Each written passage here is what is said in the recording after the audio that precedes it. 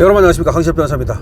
송도 아들 살해 사건, 이것도 그 뒷얘기가 계속 나오고 있습니다. 망상에 빠졌답니다. 그 살해범, 그 아버지가 말이죠, 지들끼리 짜고 나를 셋업했다. 이게 무슨 말입니까? 지들끼리 짜고, 지들이 누구야? 애엄마하고 죽은 아들하고 뭐 짰다는 겁니까? 며느리, 손주 죽이려고 했다. 이 살인미수, 이거는 혐의를 부인하고 있답니다. 1년 전 구입해서 실험까지 했고 치밀한 계획범죄랍니다. 심지어 실험까지 해봤답니다. 아니, 이런 사람은, 이거 정말 이런 사람이 어딨죠? 그러니까 망상에 빠진 사람이 이렇게 치밀할 수가 있나? 그러니까 이거는 정신병은 아니야. 그러니까 망상이라는 건 뭐냐면 그런 걸 쓰는 있지, 정신병이라는 뜻이 아니고 지 스스로, 야, 저것들이 말이야, 이혼한 마누라하고 아들하고 잘 지내고 재밌게 살고, 그러고 돈도 많이 버는 것 같고 잘 나가는 것 같고, 그러니까 저것들 봐라, 지들끼리 말이야 나를 갖다가 그렇게 소외시키고 지들만 행복해?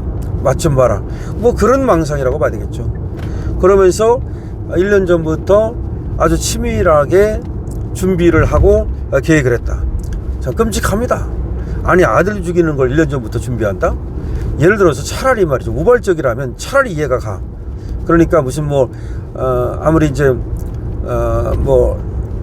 아들을 죽인 사건이라 하더라도 그야말로 어떤 실수성으로 갑자기 폭발해가지고 실수성, 그러니까 살인사건이다 그러면 차라리. 근데 이건 뭐야? 아니, 지 아들을 1년 전부터 죽이려고 계획을 했다고? 이거는 이런 일은, 이건 역대급 살인사건이죠. 이 살인자가 62살인데요 고립감으로 망상에 빠졌다. 이 얘기를 우리는 좀 주목해야 됩니다. 고립감으로 망상. 여기서 고립이라는 말에 동그라미를 팡팡 쳐야 돼. 망상, 이 망상이라는 말에 밑줄을 팡팡 쳐야 돼. 그러니까 이제 지금 어떤 일이 벌어지고 있냐면, 가족이 해체되고 그러면서 사람들이 이제 혼자 사는 사람들이 늘어나면서 이 사람들이 외로운 늑대가 돼가지고 누구로부터도 그 사랑을 못 받고 누구로부터도 인정을 못 받고 누구와도 소통이 안 되는, 그냥 혼자 사는 거야, 혼자. 그러다 보니까 혼자의 망상을 키우고, 이것이 앞으로도 엄청나게 문제가 될 것이다. 이 송도 사건에서 우리가 얻어야 되는 교훈은 이것이 하나의 이 흐름을 보여주는 게 아니냐. 그러니까 가족이 해체됐다, 그런 말을 하는데, 해체 정도가 아니고 이제는 아버지, 엄마, 또 자식, 부부, 이런 관계가 과거에 우리가 전통적인 사회에서 갖고 있던 그런 관계가 아니다. 뿔뿔이 해체돼 가지고서 전부 다 하나씩 그냥 외로운 늑대야. 그렇기 때문에 이 늑대가 언제 어떻게 망상 속에서 어떤 범죄를 저지를지 모른다.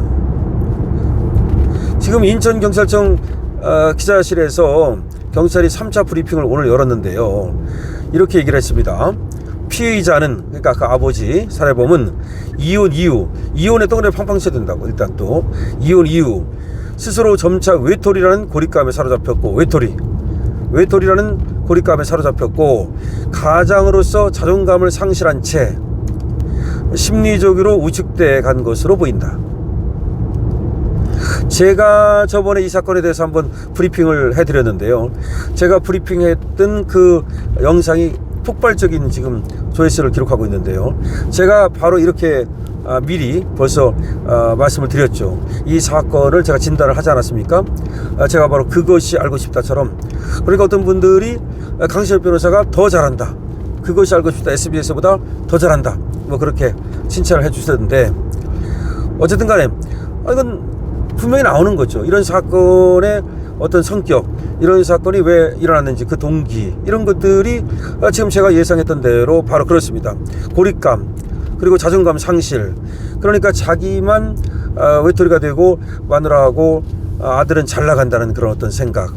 그 아들은 또 엄마가 하는 사업과 같은 사업을 하지 않았습니까? 다른 어떤 또 업체를 차려가지고 그런 걸로부터 느끼는 어떤 그것이 이제 하나의 복수심으로 불타게 되고, 마누라에 대한 복수심이죠, 사실은 말이죠. 그래서 마누라가 가장 아끼는 것을 내가 해함으로써 마누라에게 끔찍한 복수를 하겠다. 그러니까 아들을 살해한 거는 아들에 대한 원망도 있겠지만, 그거보다는 아들을 살해함으로써 마누라를 완전히 고통 속에 지옥 속으로 몰아넣겠다, 생지옥 속으로 몰아넣겠다, 이런 얘기거든요. 그래서 경찰은 오늘도 복합적인 요인들이 맞물리며 결국 작년 8월부터 범행을 계획하고 준비한 것으로 보인다, 이렇게 오늘 브리핑을 했습니다. 또 전처와 이혼한 뒤에도 오랜 기간 같이 살았고, 오랜 기간 같이 살았으면 참, 그런데 이제 동거생활을 하다 보니 자신이 전과 같이 화목한 가정생활을 하고 있다는 착각에 빠졌던 것으로 파악된다. 이게 그 갈등이, 이혼했는데 같이 사는 거, 이거 엄마도 잘못한 것 같아. 이혼을 했으면 그럼 같이 살면 안 되는 거고, 아니면 합치든지. 이것도 아니고 저것도 아니고 뭔지 모르겠어. 근데 이 엄마는 그렇게 말합니다. 아들한테 이혼한 사실을 숨기기 위해서 같이 살았다, 아들이 결혼할 때까지는 숨기려 했다, 이렇게 말을 하는데, 그러니까 이 아버지 입장에서는 이혼했다고 생각을 안 하지. 아직도 이 마누라가 소위 내 마누라라고 생각하지. 그러니까 내 거라고 생각하지. 자기 소유라고 생각하지. 자기 소유인데 자꾸 말 안 듣고 자꾸 아들하고만 티키타카하고 그렇게 된 거지. 그러니까 이혼을 했으면요, 뒤도 돌아보지 말고 만나면 안 돼요. 아들 B씨가 결혼한 뒤 전처가 자신의 곁을 떠나 완전히 헤어지자 가족이 자신을 따돌린 것으로 착각. 그렇죠. 무슨 말이냐면, 엄마가 깊은 뜻이 있긴 있는 것 같아요. 아들이 이제 이혼한 상태에서 결혼하기를 원치 않았기 때문에 이혼을 하고도 아버지와 동거 생활을 하면서 아들한테는 이혼했다는 사실을 숨겼다는 겁니다. 그러니까 이 아버지는 뭐 이혼했다는 거를, 그 현실을 받아들이지 않은 거죠. 그러면서 그렇게 있다가, 근데 아들이 이혼하니까 마누라가 떠나버린단 말이야. 아니, 아들이 결혼하니까. 그럼 아들은 결혼해서 떠나고, 마누라는 이혼했지만 같이 살았었는데 이제 떠나고, 동거생활이 끝나고 다 떠난 거 아니야. 아들이 떠나자 결과적으로는 어쨌든 마누라도 떠난 거 아니야, 동시에. 그러면 나만 홀로 남겨진 거 아니야. 거기서 느끼는 어떤 그런 고립감, 불안, 어떤 분노, 이런 것들이 있었던 것으로 보이는데, 이게 원래가 이제 이 사람이 1998년 범죄를 저질렀다는 거 아닙니까? 비디오방 하다가 이 범인 아버지가. 그래가지고 그거가 원인이 돼가지고 그때 이혼을 했다는 거예요. 그런데 아들을 생각해서, 그때 아들이 7살이었다는 거야. 이혼할 당시 7살. 그러니까 아들한테 충격이 가지 않도록 하기 위해서 이혼 안 한 척하고 동거 생활을 했다는 겁니다.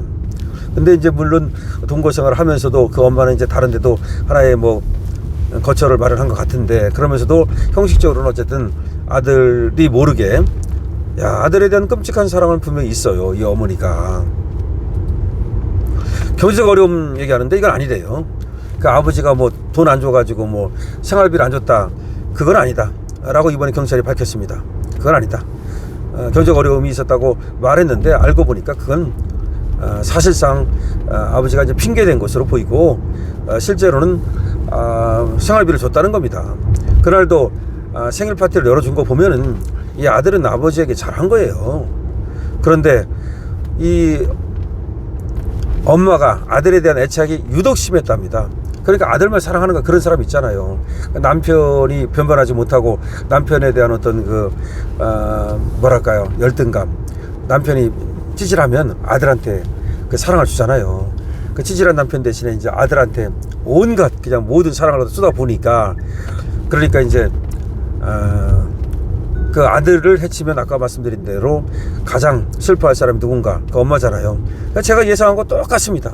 지금 오늘 경찰이 브리핑하는 거 보면 똑같습니다. 그런데 이 사람이 지금 이제 그 며느리까지, 손주까지 주기로 했다는 사실에 대해서는 부인하고 있습니다.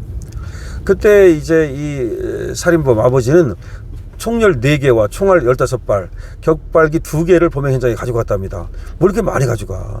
이거 뭐 이상해. 총열 4개, 총알 15발, 격발기 2개. 그러면 이거는 일가족을 다 죽이려 한 거 아닌가라는 생각이 들어요. 근데 이제 부인하는 거지. 이제 와가지고 이제 이거 뭐 보나마나 빤한 거고. 원래 이제 이 사람이 그렇게 얘기를 해요. 아주 그 치밀하게 준비를 했기 때문에 그리고 또 그 사제 총기도 만들고 뭐 그랬다는 건데, 산탄 총알도 또 부산에 가서 구입을 했다고 그럽니다. 이게 뭐 오래전에 구입을 했다고 그러는데, 이런 것도 이렇게 구입할 수 있는가 봅니다. 그래 사제 총기하고 사제 폭탄을 제작하고 이렇게 했다는 것이고, 집에서 사제 폭탄 타이머를 맞추고 출발을 했다는 겁니다. 출발할 때 다음날 12시에 터지도록 이렇게 타이머를 맞추고 그렇게 이제 갔기 때문에, 그럼 왜 이제 송도에 가서 망설이다가 이제 아들을 죽일지 말지를 망설였다는 거 아닙니까? 나와가지고 그 생일잔치 하다가 나와가지고 차에서 이제 총을 가져갈 때 한 40분 동안 망설였다는 건데, 근데 망설이다가도 왜 그러면 결국 일을 저질렀느냐? 어차피 집에는 또 뭐 사제폭탄 타이머까지 맞추고 나왔기 때문에 이팔사판이다, 뭐 이런 얘기입니다. 근데 이 사람이요, 전혀 반성하거나 후회하는 모습이 보이지 않는답니다. 참 이것도 이상하죠. 그러니까 반성하거나 후회하는 모습이 보이질 않는다. 결국은 이 사람은 어떤 확신범이라고 봐야 되고 어떤 계획범이라고 봐야 되기 때문에 자기가 목표했던 걸 이룬 거예요.